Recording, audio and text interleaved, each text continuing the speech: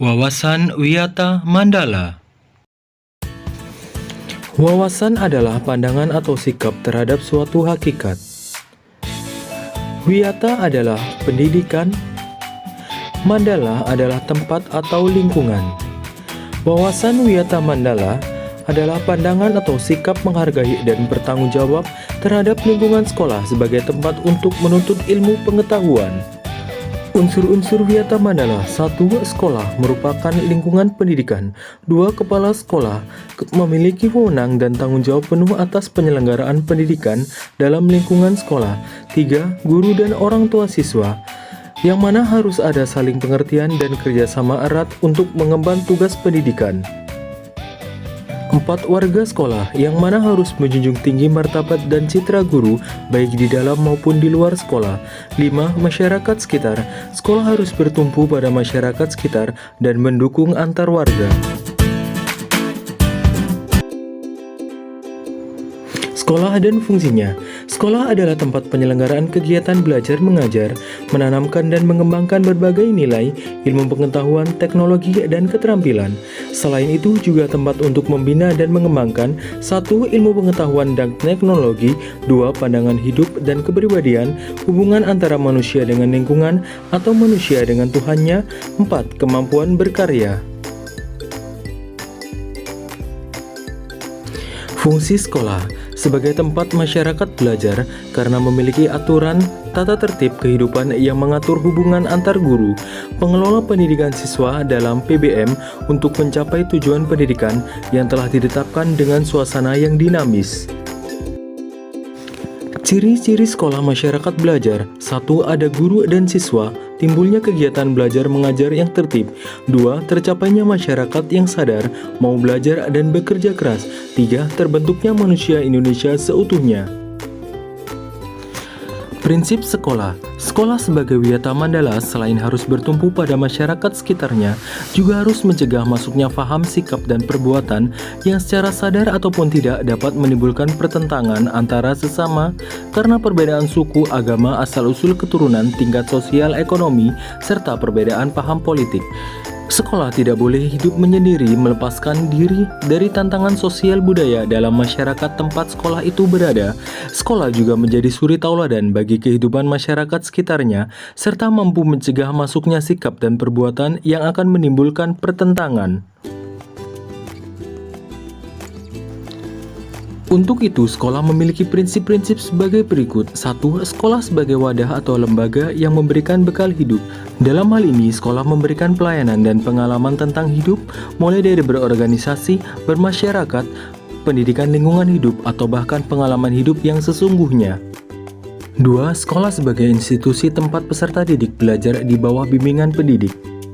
Peran pendidik juga bisa berubah menjadi orang tua, bahkan seorang kakak. 3. Sekolah sebagai lembaga dengan pelayanan yang adil bagi stakeholdernya. Hal ini bisa berupa pemerataan transfer of knowledge atau transfer of experience, tanpa membedakan dari segi ekonomi, intelijensia, dan juga kemampuan fisik.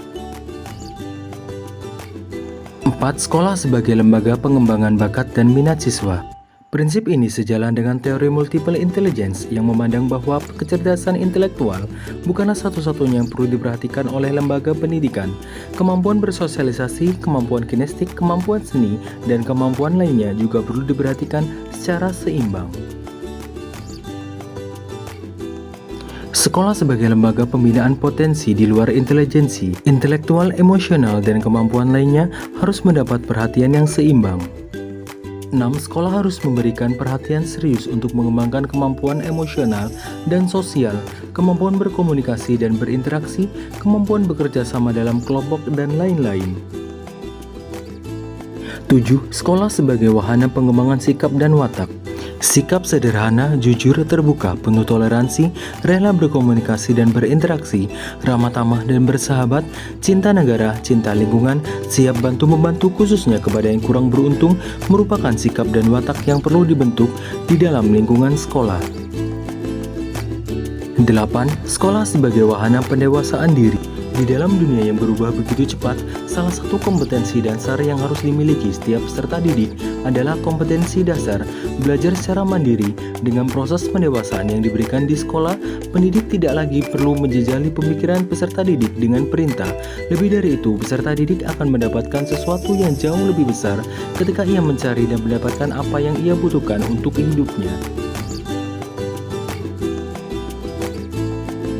9. Sekolah sebagai bagian dari masyarakat belajar atau learning society. Sekolah bukan hanya sebagai tempat pembelajaran bagi peserta didik, namun juga seharusnya sekolah mampu menjadi pusat pembelajaran bagi masyarakat di lingkungan sekitar. Penggunaan sekolah. Sekolah sebagai suatu lembaga pendidikan yang diperuntukkan sebagai tempat proses kegiatan belajar mengajar. Hal yang dilarang di sekolah: 1. Ajang promosi atau penjualan produk-produk perniagaan yang tidak berhubungan dengan pendidikan. 2. Sekolah merupakan lingkungan bebas rokok bagi semua pihak. 3. Penyebaran aliran sesat atau penyebarluasan aliran agama tertentu yang bertentangan dengan undang-undang. 4. Propaganda politik atau kampanye. 5. Syuting film dan atau sinetron tanpa seizin pemerintah daerah. 6. Kegiatan-kegiatan yang dapat menimbulkan kerusakan, perpecahan, dan perselisihan sehingga menjadikan suasana sekolah tidak kondusif. Penataan Wiyata Mandala dalam upaya ketahanan sekolah. 1. Ketahanan sekolah lebih menitikberatkan pada upaya-upaya yang bersifat preventif. 2. Untuk menjadikan sekolah sesuai dengan tujuan dan fungsinya, perlu dilakukan penataan Wiyata Mandala di sekolah melalui langkah-langkah sebagai berikut.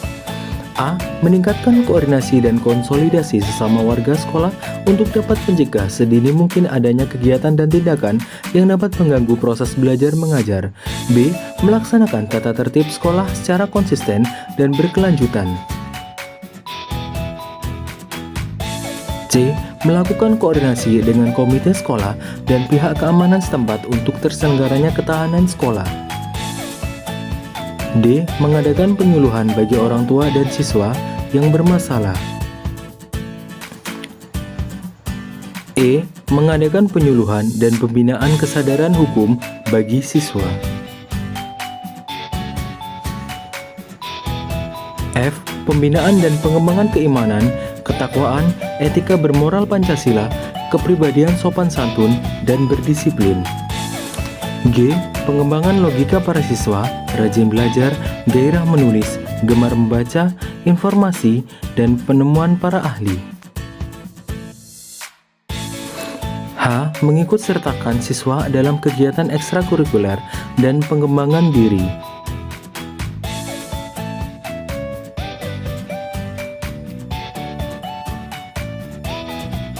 I. Mengadakan karya wisata dalam rangka pengembangan ilmu pengetahuan dan teknologi.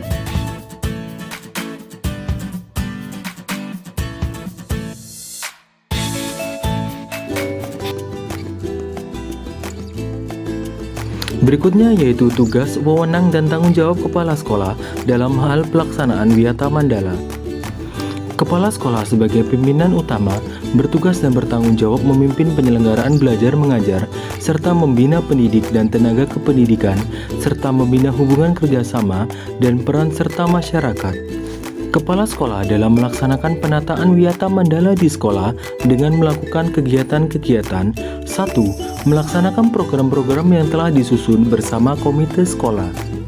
2. Menyelenggarakan musyawarah sekolah yang melibatkan pendidik, OSIS, komite sekolah, tokoh masyarakat, serta pihak keamanan setempat. Menertibkan lingkungan sekolah, baik yang berbentuk perangkat keras, seperti sarana dan prasarana, dan perangkat lunak, seperti peraturan, tata tertib, tata upacara, dan lain-lain. 4. Mengadakan pertemuan baik rutin maupun insidentil yang bersifat intern sekolah, yaitu kepala sekolah, pendidik, orang tua siswa, dan siswa. 5. Menyelenggarakan kegiatan yang dapat menunjang ketahanan sekolah seperti PKS, pramuka, PMR, paskibraka, kesenian, dan sebagainya. Mekanisme dalam pelaksanaan Wiyata Mandala. Dalam rangka upaya pelaksanaan Wiyata Mandala, perlu upaya penanggulangan secara dini setiap permasalahan yang timbul sehingga dapat menghilangkan dampak negatifnya, yaitu dilaksanakan secara terpadu, bertahap, dan berlanjut, seperti sebagai berikut. 1. Tahap preventif upaya untuk meniadakan peluang-peluang yang dapat memungkinkan terjadinya kasus negatif di sekolah melalui antara lain A.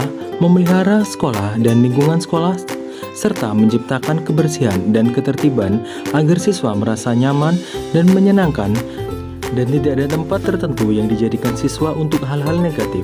B. Menciptakan suasana yang harmonis antara pihak pendidik dan siswa serta penduduk yang di sekitar sekolah. C. Membentuk jaring-jaring pengawasan dan razia terhadap kegiatan siswa di lingkungan sekolah.